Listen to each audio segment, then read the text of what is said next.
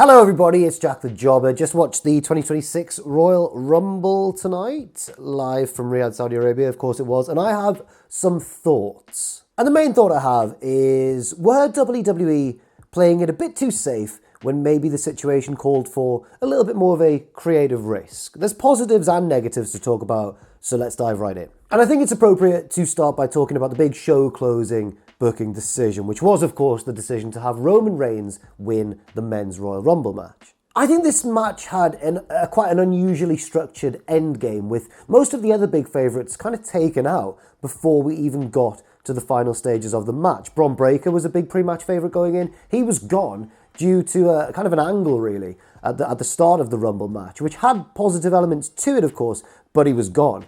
Cody Rhodes taken out as well by the interference of Drew McIntyre. And by the end, Roman seemed really to be the only clear winner. And I think Roman winning was particularly odd for two reasons. Reason number one, he had to last eliminate Gunther. Yes, a big powerful heel and a man who has the ability to retire our childhood favourites. And that sounds on paper like a good booking decision to make Roman seem very heroic in victory. But of course, Gunther was selling the effects of having already wrestled a match earlier in the night. So I don't really know how impressive it actually makes Roman's victory seem. I don't know if I was the only one watching it, but when it got down to especially that final two, I was like, seems like a little bit of a foregone conclusion. I mean, I like Gunther's selling in principle. It's good for the sake of continuity, but I just wouldn't have had Gunther be the one to make the final two alongside Roman if Roman indeed has to win. I think if it kind of made it feel, to me at least, a little bit anticlimactic. And then that 5-minute fireworks display afterwards felt a little bit ridiculous as a result. Like, Roman's done it! I can't believe he's triumphed in such epic fashion. Was it that epic really though? And the second aspect of Roman winning that I find quite odd is what this means looking ahead on the road to WrestleMania. At the end of last year's War Games, of course, we'd all assumed that we were going to get another Roman versus Cody showdown at WrestleMania 42, after they had that big stare down at the end of the War Games match. And then there were those reports that came out once Drew had beaten Cody for the title, quite shockingly, in which it was kind of stated that Triple H had changed creative plans and was no longer going for a Roman versus Cody match. And at the time, those reports were pretty interesting to me. I thought, hey, it's quite unknown what's going to happen now, but that's interesting heading into WrestleMania. Now that Roman's won the Rumble, I think this feels like quite a big regression. Not just a regression to that original plan. It still, of course, remains to be seen whether we will indeed see Roman versus Cody, but a regression all the way back to when Roman was dominating the company for such a long stretch of time. So now we have to ask the question, has enough time passed? Because I like Roman Reigns, and I admit there were many, many positive aspects to that long dominant heel run of his. But now, has enough time passed since he was dominating pay-per-view after pay-per-view after pay-per-view, and running through everybody? And what really is there left fresh to explore in such a storyline? Is another big Roman win at WrestleMania, and presumably then another long title reign and a run at the top, is that really going to pay dividends in the long run? I don't mean pay dividends in terms of business, because of course it will. I just mean to pay dividends in terms of fan enjoyment and creative fulfillment and, us feeling like we're investing our time in watching something that's truly kind of groundbreaking that we've never seen before. Because I don't think it's going to pay dividends in that respect. It also raises another question, of course, who is Roman's opponent going to be, assuming that it's on the WWE title side of the equation? Will it be Drew? Or does this result, Roman winning the Rumble, mean that Drew's title reign, and it was a lot of people very relieved that Drew had finally beaten Cody and won that title back. But now is that reign in serious jeopardy? Is Cody going to beat Drew for the title, win that back, and then drop the belt to Roman at WrestleMania? None of it seems that satisfactory. Or will Roman switch things up and go after CM Punk? Maybe. Although I can't really see that happening because Punk seems to have more going on, on the Raw side of the equation with hopefully somebody like Braun Breaker, for example. I think it's worth mentioning at this stage this tweet from insider account on Twitter, Slice Wrestling, who says, "Be very clear, Roman Reigns back on top was an Endeavor/TKO call. There was never a more prosperous time for WWE business than when the OTC is on top, and now they want that golden era back. Roman Empire, we back on top. Bloodline, we back on top. The road to WrestleMania 42 goes through Roman." Slice Wrestling seems very excited. I just don't know if I personally am. Now, of course, we don't yet know how accurate that report is, but it definitely sounds like something that TKO would do, doesn't it? It definitely sounds like it makes sense. And if it is true, honestly, I find it quite depressing. Because rather than be creative and put faith in new storylines and new superstars, it's a clear sign that WWE would rather just kind of go back to what worked in the past. And that may well work in the immediate future, but I think everybody gets sick of anything if it goes on for too long. If you look back at historic periods, people got sick of Hulk Hogan, of course. I don't want this whole review to be negative, of course. There were things to enjoy in the Men's Rumble match. I liked the attention and the spotlight put on newer superstars to the roster, especially the likes of Trick Williams, Javon Evans, and especially Obafemi entering at number 1 and going on a bit of a mini dominant run. Although I did find the booking decision to have Damian Priest be the one to kind of slow Oba down and allow the Rumble to slow down and develop into a more traditional Rumble format. I found the decision to have Priest in that role quite a baffling one, because Priest at times has struggled to connect with the fans on a regular basis, and why even choose a babyface to be the one to temporarily foil Oba and slow things down? Everybody was, of course, going to be cheering Oba because what he was doing was so exciting, and then Priest comes along, slows things down, and you're obviously going to be like, damn it, Damian Priest. And I don't think that's a very fair position to put a babyface in. We didn't see Chris Jericho, of course. I guess that's another big headline, but a bigger headline is who we did see. The very recent AEW star, Powerhouse Hobbs, jumping ship to WWE under the new name Royce Keys. Now, I don't think it's as strong a ring name as Powerhouse Hobbs. I don't think many people do, but I did see a tweet from Sean Ross Sapp explaining that Royce Keys is a very personal choice to him, Royce being the name of one of his children, and Keys being his mother's maiden name. So fair enough. I can therefore see why he chose it. More important than the ring name, though, is how he is booked, and I hope that WWE really book him strong going forwards, because he's a very exciting talent. We also had a bit of comedy in the Men's Rumble match with the likes of the always entertaining Mr. Iguana involved, and both Grande Americanos, including the original one. Wonderful to see Chad Gable back in action, if indeed it is Chad Gable under that mask.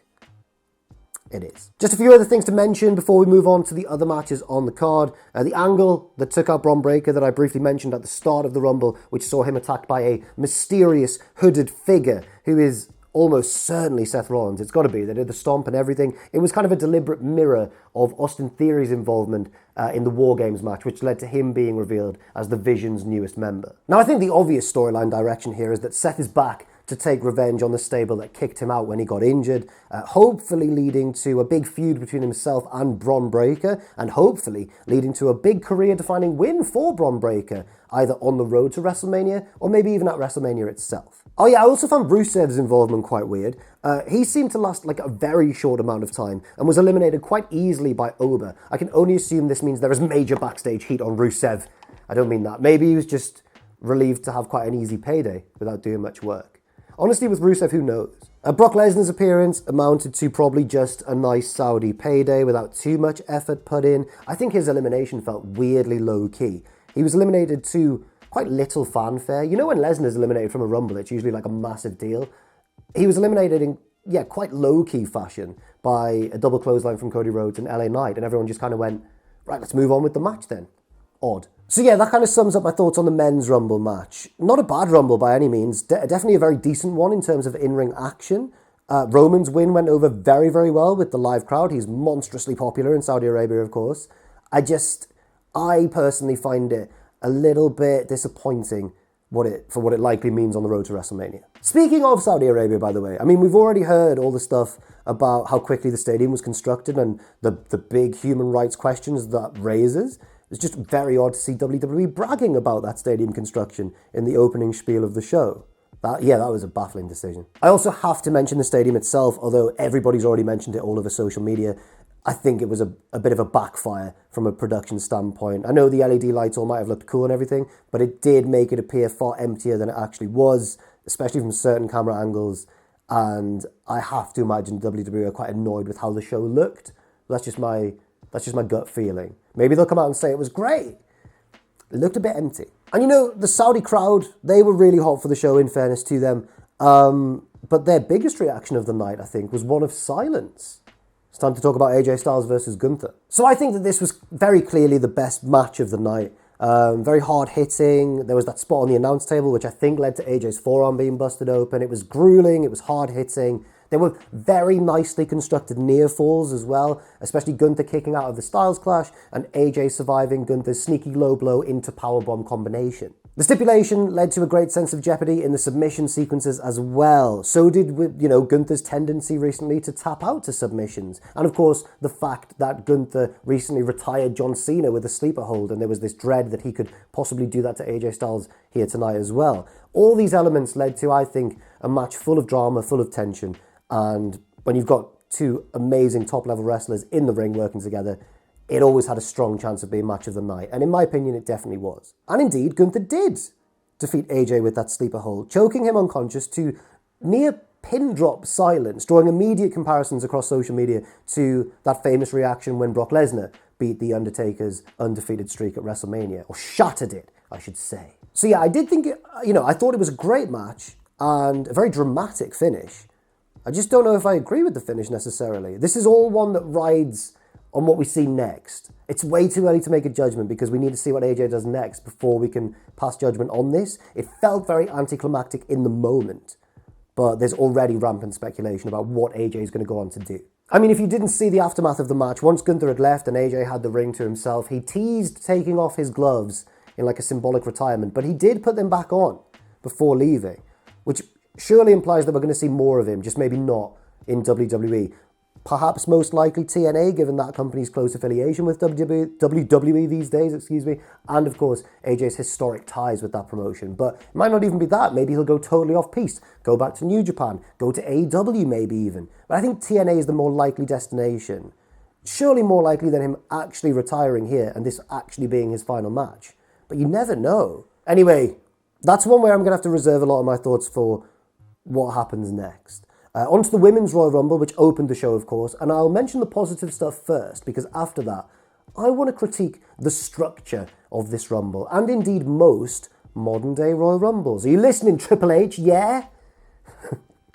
I would quiver if Triple H were before me. I would not be nearly so brave. So yeah, the positives. First and foremost, the winner of the match. I think I include myself in the majority of people who have got to be happy that Liv Morgan finally got it done, finally won a Royal Rumble, having come so close on several occasions. I think Liv is unquestionably one of the best characters in the women's division currently, and I really like the way that she won the Rumble as well, benefiting from the help of stablemate Raquel Rodriguez for a lot of the match before shockingly eliminating her and going on to win, and we're going to have to wait and see what Raquel says about this. I think there's a lot of storyline potential going down on Liv's road to WrestleMania. Just a quick side note as well, eliminating partners was a running theme here, with the other two big moments in this sort of vein being Kyrie on Asuka and Charlotte Flair on Bliss. But Liv's elimination on Raquel, make no mistake about it, that was very, very deliberate, and I can't wait to see where it goes. I just hope that it doesn't go nowhere, because I was quite disappointed with the aftermath of the whole Dominic Mysterio Finn Balor stuff regarding the IC title, and I hope that this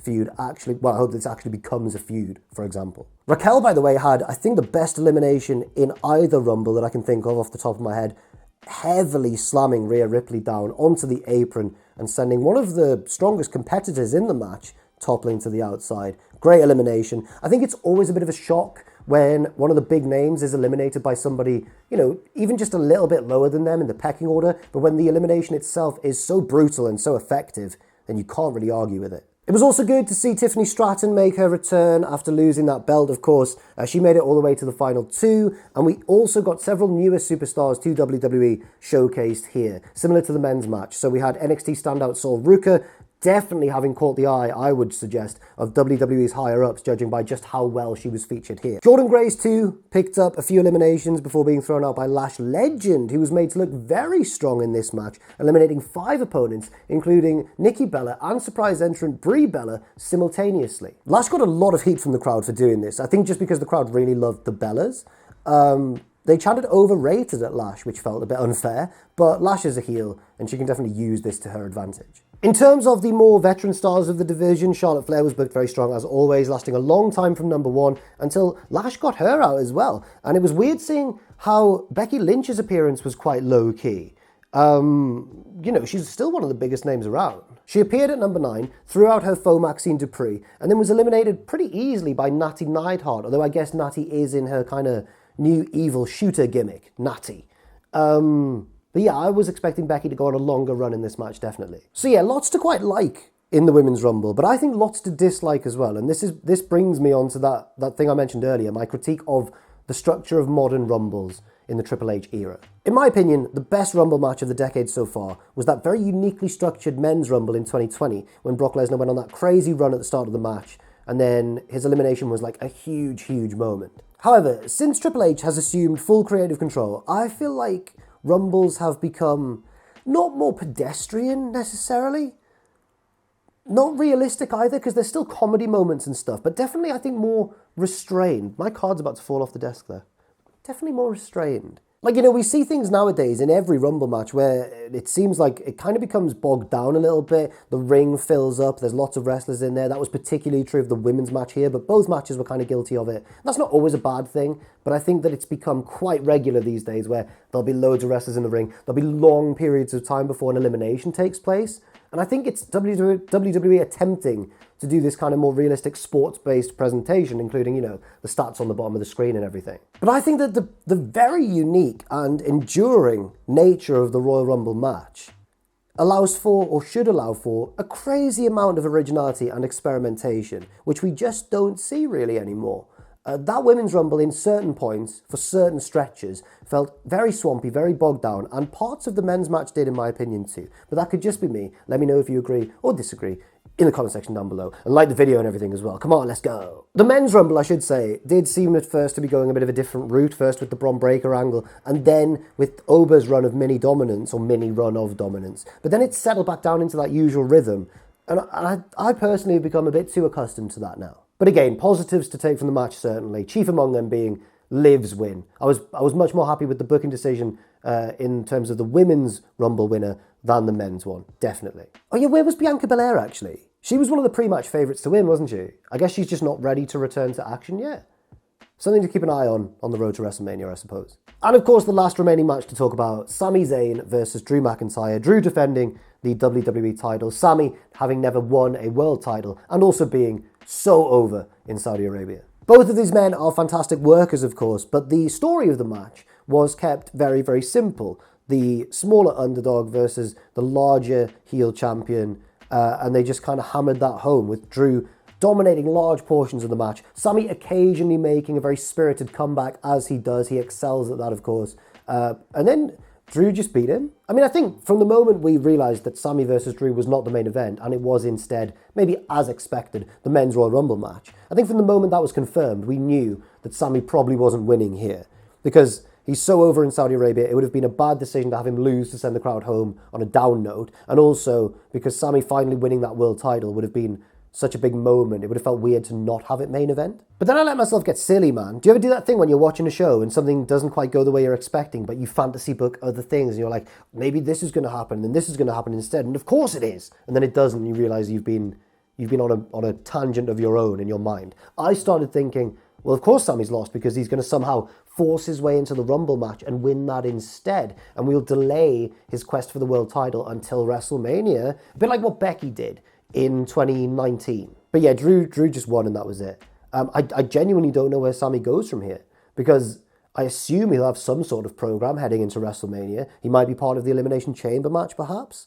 But I was surprised by just how kind of decisive and final this felt. Thinking about it now, maybe they're going to save it for next year. Maybe Sami will win next year's Rumble and then win a belt at WrestleMania when it's actually in Riyadh. That would make sense. Maybe they're holding off until then.